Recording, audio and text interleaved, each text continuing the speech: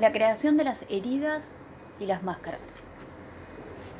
Cuando un bebé nace, sabe en lo más profundo de su ser que la razón por la que se ha encarnado es la de ser él mismo, al vivir diversas experiencias.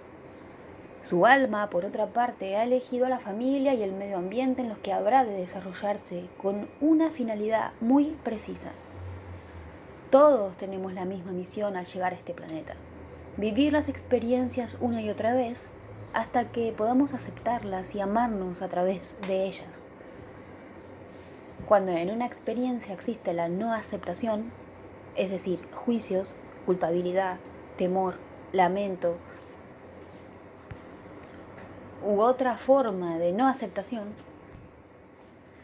el ser humano se convierte en un poderoso imán que atrae sin cesar circunstancias y personas que le hacen revivir esa misma experiencia. Hay quienes no solo reviven la misma experiencia muchas veces en el transcurso de su vida, sino que deben reencarnarse una y otra vez con el fin de lograr aceptarla completamente. Aceptar una experiencia no significa que ésta represente nuestra preferencia o que estemos de acuerdo con ella. Más bien, se trata de ayudarnos a experimentar y aprender a través de lo que vivimos. Sobre todo debemos aprender a reconocer lo que nos es beneficioso y lo que no lo es. El único medio para lograrlo es adquiriendo conciencia de las consecuencias que trae consigo la experiencia. Todo lo que decidimos o no, lo que hacemos o no, lo que decimos o no, e incluso lo que pensamos y sentimos, entraña consecuencias. El ser humano desea vivir cada vez más inteligentemente. Cuando se percata de que una experiencia produce consecuencias perjudiciales, en lugar de reprocharse a sí mismo o reprochárselo a otra persona, simplemente debe aprender a aceptar haberla elegido, aunque lo haya hecho inconscientemente, para caer en la cuenta de que tal experiencia no fue una decisión inteligente. De ello se acordará más adelante. Así, la experiencia se vive en la aceptación. Sin embargo, recuerda que aun cuando te digas, no quiero vivir ya así, todo comenzará de nuevo. Debes otorgarte el derecho a cometer varias veces los mismos errores o de vivir una y otra vez la experiencia desagradable antes de llegar a tener la voluntad y el valor necesarios para transformarte. ¿Por qué no lo comprendemos desde un principio?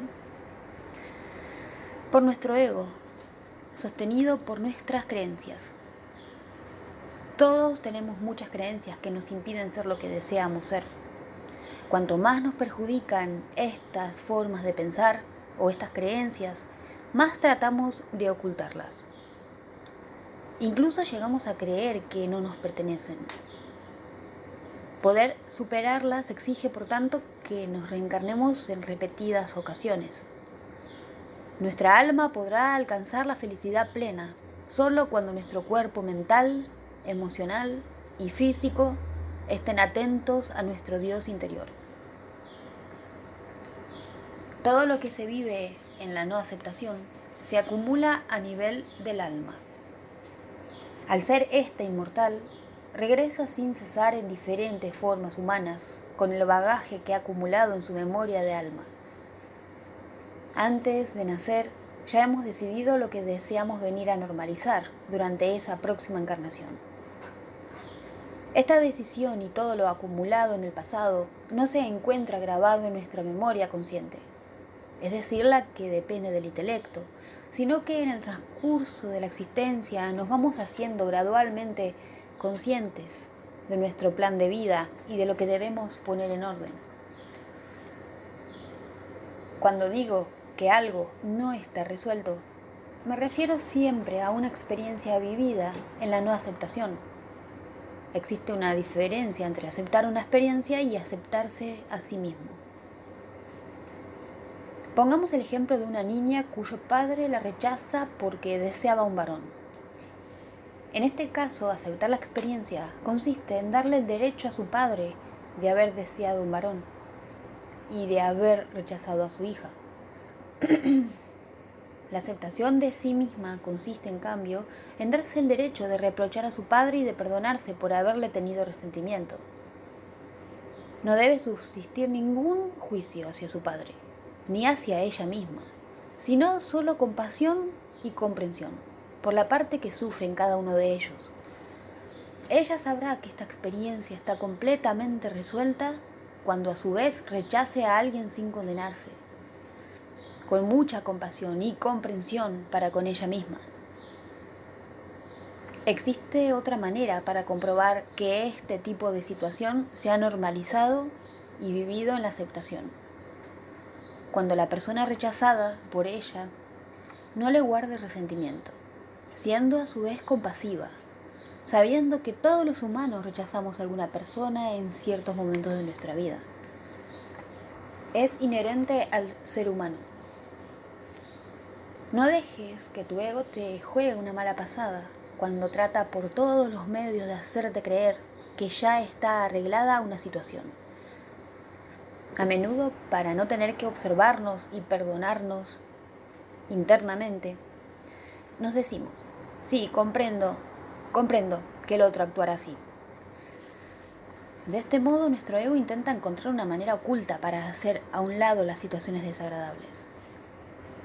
Sucede entonces que aceptamos una situación o una persona sin habernos perdonado o sin habernos concedido el derecho de sentirnos resentidos o de continuar resentidos con ella. A esto se le llama aceptar solamente la experiencia. Repito, es importante diferenciar entre aceptar la experiencia y aceptarse a uno mismo. Esta última aceptación es aún más difícil de lograr, ya que nuestro ego no desea admitir que todas las experiencias difíciles que vivimos tienen como única finalidad mostrarnos que nosotros mismos actuamos de igual manera con los demás. ¿Te has dado cuenta de que cuando acusas a alguien de algo, esa misma persona suele acusarte a ti de lo mismo? Esta es la razón por la que es tan importante aprender a conocernos y aceptarnos en la mayor medida posible. Es lo que nos brinda la seguridad de que cada vez viviremos menos situaciones de sufrimiento. A nadie más que a ti le compete decidir ser dueño de tu vida en vez de que tu ego te controle. Sin embargo, hacerle frente a todo esto exige mucho valor, porque inevitablemente tocamos antiguas heridas que pueden hacernos sufrir mucho, sobre todo si son heridas que venimos arrastrando desde hace mucho tiempo. Cuanto más sufres a causa de una situación o con una persona determinada, de más lejos viene el problema. Para ayudarte, puedes contar con tu maestro interno, tu fuerza interior, tu Dios interior, que es omnisciente. Él lo conoce todo. Omnipresente, Él se encuentra en todo lugar. Y omnipotente, Él es todopoderoso. Esta omnipotencia está en tu interior. Siempre está presente y obra en todo momento en ti. Actúa de tal forma que te guía hacia las personas y situaciones que necesitas para crecer y evolucionar, de acuerdo con el plan de vida elegido antes de tu nacimiento. Antes de nacer, tu maestro interior atrae tu alma hacia el medio ambiente y familia que necesitarás durante tu siguiente vida. Esta atracción magnética y sus objetivos están determinados, por una parte por aquello que aún no has logrado vivir en el amor y la aceptación en tus vidas anteriores, y por otra por lo que tus futuros padres deben poner en orden a través de un niño como tú. Esto explica que los niños y los padres suelen tener las mismas heridas que curar.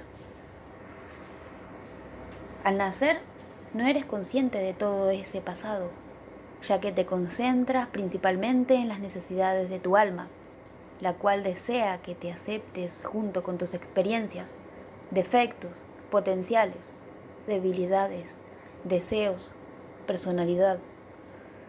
Todos tenemos esas necesidades.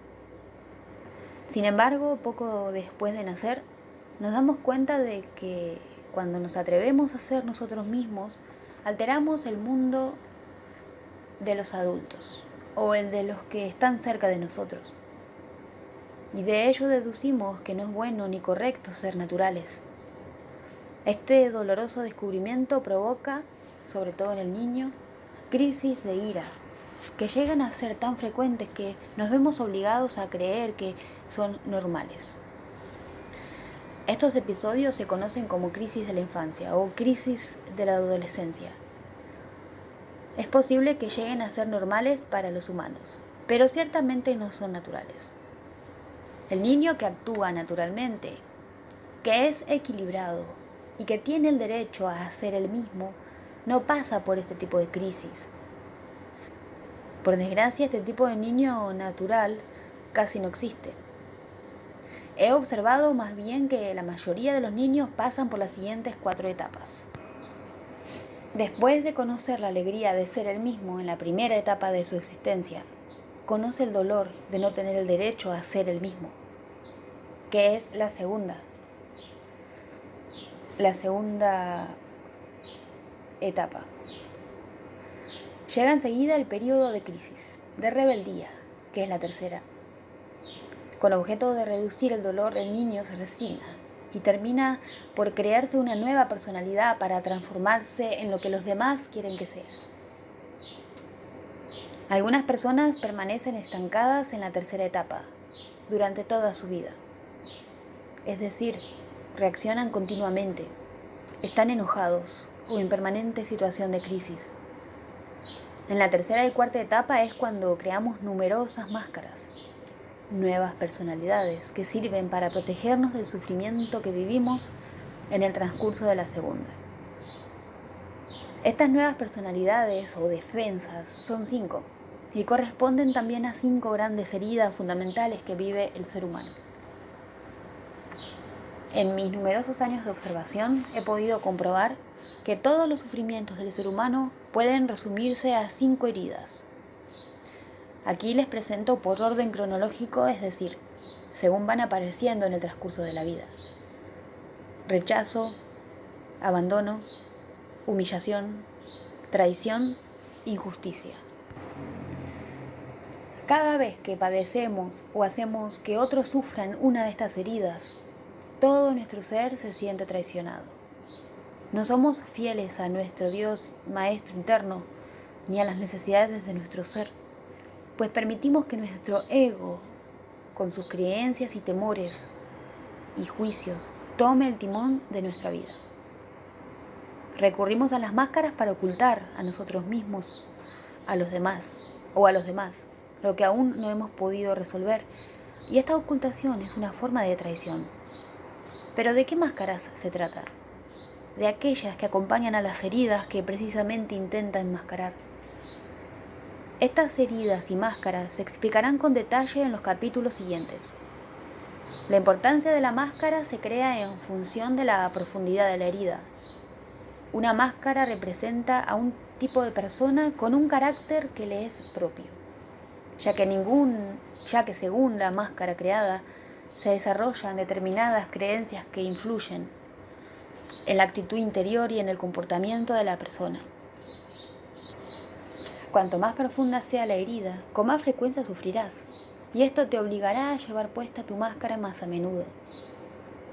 Solo nos ponemos la máscara cuando deseamos protegernos. Por ejemplo, cuando una persona percibe algún suceso como injusto, o cuando ella se juzga a sí misma injusta, o teme que se le critique por ser injusta, se coloca la máscara de la rigidez, es decir, adopta el comportamiento de una persona rígida. Y las máscaras son, para la herida del rechazo, la huida, la máscara huidizo. Para la herida del abandono, el dependiente. Para la herida de la humillación, el masoquista, emocional mental. Para la herida de la traición, controlador. Para la herida de la injusticia, la máscara de la rigidez.